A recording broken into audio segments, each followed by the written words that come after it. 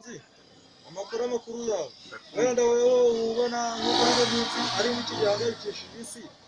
muri ino minsi mbona ari nka COVID-19 Imana y'u Rwanda Bikira Mariya ku igare Yesu kuko